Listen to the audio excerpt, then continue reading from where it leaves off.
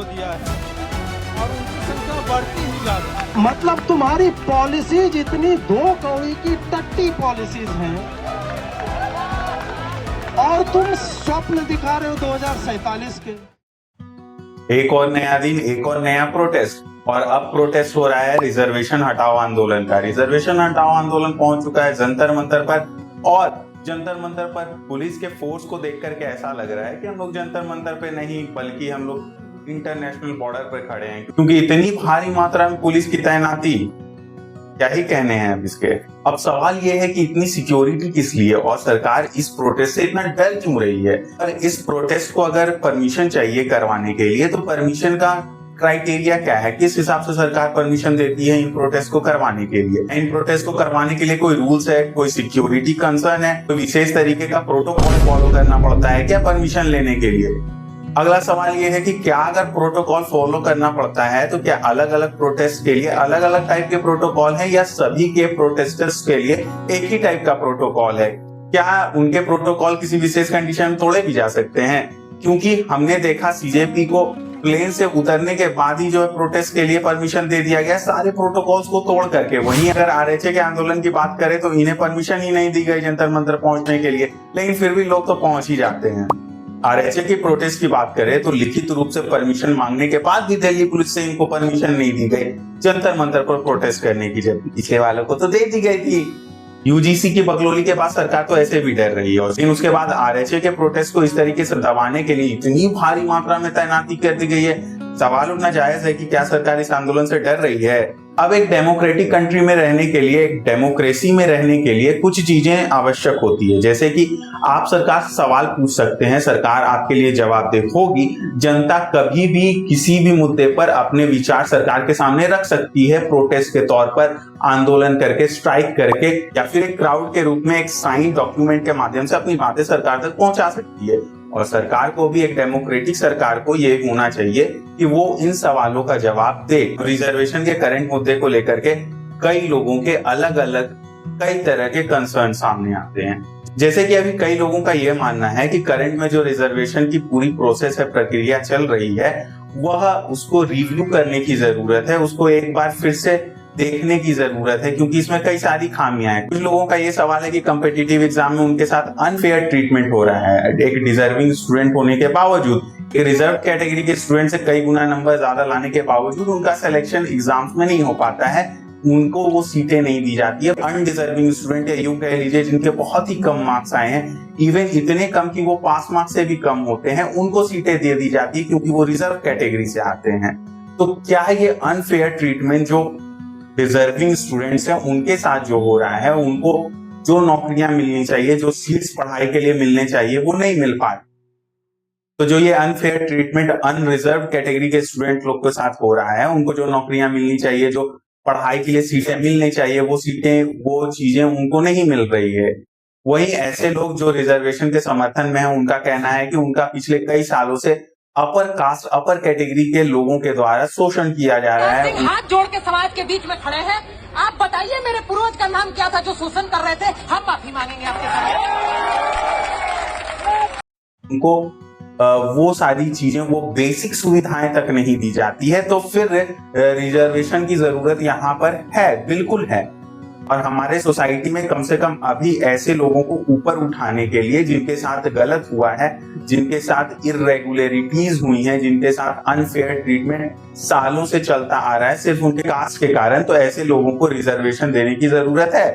Debate कोई simple debate नहीं है, और इसीलिए सोशल मीडिया पर 30 सेकंड की रील देख करके 10 सेकंड में अपने वीडियो को स्खलित करने वाले लोगों की राय तुरंत बना लेना उनके लिए आसान होता होगा, लेकिन है असल में ये बड़ा ही कॉम्प्लेक्स टॉपिक, और इस पर बातें जो होंगी वो भी कॉम्प्लेक्स ही होंगी।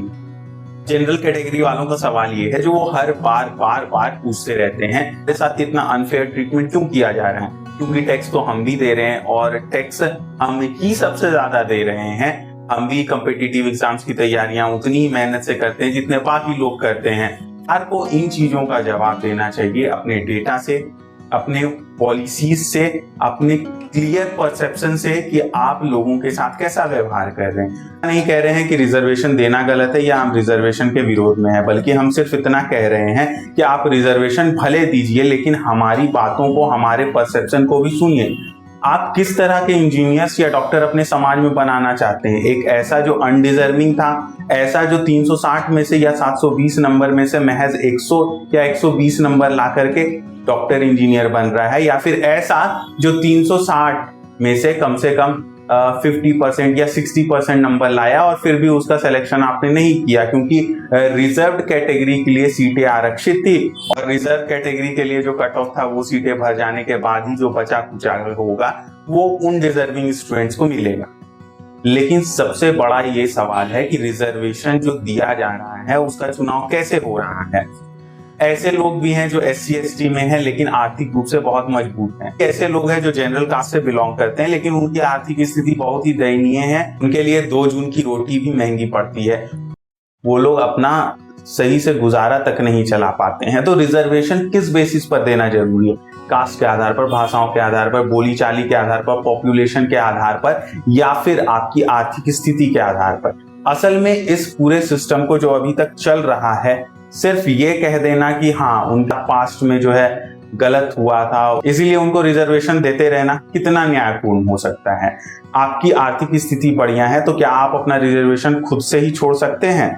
हमारे देश के सबसे संभावित भविष्य में चमचों द्वारा अनुमानित नेता जो प्राइम मिनिस्टर पद के ओहदे तक पहुंचने के काबिल माने जाते हैं, उनका कहना है कि रिजर्वेशन जो है जनसंख्या के आधार पर मिलना चाहिए, जिसका जितना जनसंख्या है उतना उसका रिजर्वेशन होना चाहिए। कई बार तो इनके पार्टी की तरफ से ये भी सुनने को मिलता है कि SC ST वालों के लिए 50% सीटें रिजर्व होनी चाहिए। अब इन सब को लेकर के सोशल मीडिया पर कई प्लेटफॉर्म पर कई लोगों के द्वारा लगातार सवाल उठाए जाते रहे हैं, लगातार रिजर्वेशन पर चर्चा को लेकर के सवाल पूछते जाते रहे हैं सरकारों से, अलग अलग राज्य की सरकारों से, जबकि केंद्र की सरकारें भी इसमें शामिल है। UGC को लेकर के केंद्र सरकार का अपोज उन लोगों ने भी किया जो केंद्र सरकार के साथ हमेशा कंधे से कंधा मिला करके खड़ी थी। जब आपके रूल्स रेगुलेशन और आपकी नीतियां, आपकी पॉलिसीज हमारे जनरल कास्ट को यानी कि किसी एक कैटेगरी को टारगेट करके लाई जाती हैं, तो फिर यह संभावित हो जाता है, तो फिर यह सुनिश्चित कर दिया जाता है लोगों के द्वारा कि उसका विरोध होना ही है, चाहे आप उसके साथ कितने ही वर्षों से या कितने ही समय से क्यों ना खड़े हों मजबूती के साथ। लेकिन सरकार के द्वारा जो UGC की बकलोली की गई उसके बाद कई ऐसे यूट्यूबर थे, कई ऐसे सोशल मीडिया इन्फ्लुएंसर थे जो सरकार के विरुद्ध हो गए, जबकि वह सरकार की अच्छी नीतियों पर हमेशा उसकी सराहना किया करते थे, यहां तक कि उसको डिफेंड करने का भी काम किया करते थे। लेकिन UGC के बकलोली के बाद से सरकार का विरोध भी उतना ही तगड़े तरीके से इन लोगों ने किया है और करना भी आवश्यक है, क्योंकि आपने सिर्फ और सिर्फ सवर्णों को टारगेट किया है जो आपको सबसे ज्यादा टैक्स पे करता है, जो अपनी भागीदारी तमाम मुश्किलों के बाद, तमाम अड़चनों के बाद हर एक सेक्टर में सुनिश्चित करता है। सरकार और अपने देश को आगे बढ़ाने के लिए हर वो चीजें देने को तैयार है जो एक अच्छे नागरिक को देना चाहिए, करना चाहिए। UGC जैसा कानून रोल बैक होना चाहिए, इस नारे के साथ जंतर मंतर पर कई लोग इकट्ठा हो गए। खैर, दिल्ली पुलिस के द्वारा जिस प्रकार की सिक्योरिटी का इंतजाम किया गया था, कुछ दिन में यह भी सुनने को मिलेगा कि अरे नहीं, ये तो हमारे सवर्णों के प्रोटेक्शन के लिए ही किया गया था, कहीं इस आंदोलन में भी कई उपद्रवी तत्व न जुड़ जाएं और फिर इस आंदोलन को खराब कर दे। इसलिए तो इतनी भारी मात्रा में पुलिस इकट्ठा करवाई गई थी। खैर, पुलिस के द्वारा जंतर मंतर पर तो प्रोटेस्ट करने की इजाजत नहीं दी गई, बल्कि रामलीला मैदान में प्रोटेस्टरों को प्रोटेस्ट करने की इजाजत दी गई है। अब पहले दिन प्रोटेस्ट को लेकर के कहा जा रहा था ये एक फेलियर प्रोटेस्ट है, लेकिन इसके बाद प्रातः स्मरणीय अजीत भारती ब्रो जी का आगमन हो गया करीब 3 बजे के बाद, और फिर जो हुजूम उमड़ा, जितनी भारी मात्रा में लोग वहां पहुंचना शुरू हो गए और उनके साथ और भी कई सोशल मीडिया इन्फ्लुएंसर्स मंच पर मौजूद रहे। इन सब में सवर्णों के साथ प्रखर रूप से, मुखर रूप से जो खड़े हैं और डटे हुए हैं, उनका समर्थन पा करके लोग गदगद हो जाते हैं, और होना भी चाहिए, क्योंकि ऐसे लोगों का समर्थन हमारे समाज को एक दिशा देने के लिए बहुत जरूरी हो जाता है। खैर, अभी कुछ ही महीनों में 3 राज्यों में चुनाव होने वाले हैं, उसमें सबसे बड़ा चुनाव यूपी राज्य का भी है। देखना यह भी होगा कि UGC रोल बैक के नारों के साथ शुरू हुआ यह आंदोलन क्या सरकार को चुनाव से पहले जगा पाता है, या फिर सरकार को उस चुनाव में खामी भुगतने के लिए तैयार रहना चाहिए। मेरा मानना है इस रिजर्वेशन के वॉर को कास्ट वॉर में नहीं बदला जाना चाहिए। अब मैं किस कैटेगरी से आता हूं? मैं ना जनरल वालों से आता हूं, ना SC ST से आता हूं। मैंने स्टेट गवर्नमेंट और सेंट्रल गवर्नमेंट दोनों पर जो है, दोनों लेवल पर जो है अपनी कास्ट सर्टिफिकेट के लिए आवेदन कर रखा है, लेकिन क्या है कि उनके क्राइटेरिया इतने हाई हैं कि वो मेरे से मैच ही नहीं कर पाते हैं। तो उस मोहर को लगने में मेरे लिए भी बहुत टाइम है भैया। सरकार ही नहीं चाहती है कि मैं अपना कास्ट जो है बनवा पाऊं, कास्ट जो है दूसरों को बता पाऊं। आपके इस पर क्या राय है? रिजर्वेशन किसको मिलना चाहिए? रिजर्वेशन देने का तरीका क्या होना चाहिए? क्या रिजर्वेशन कास्ट के आधार पर, जातियों के आधार पर, भाषाओं के आधार पर मिलना चाहिए, या सिर्फ और सिर्फ उनकी आर्थिक स्थिति, फाइनेंशियल कंडीशन के आधार पर मिलना चाहिए? कमेंट करके जरूर बताइएगा। और हाँ, अगर वीडियो अच्छा लगता है तो अपने सगे संबंधियों को शेयर करिए और रिजर्वेशन के लिए जागरूक करिए। अगर आप नए हैं तो हमारे चैनल को सब्सक्राइब जरूर करिएगा। टारगेट है 10,000 सब्सक्राइबर पूरे करने का।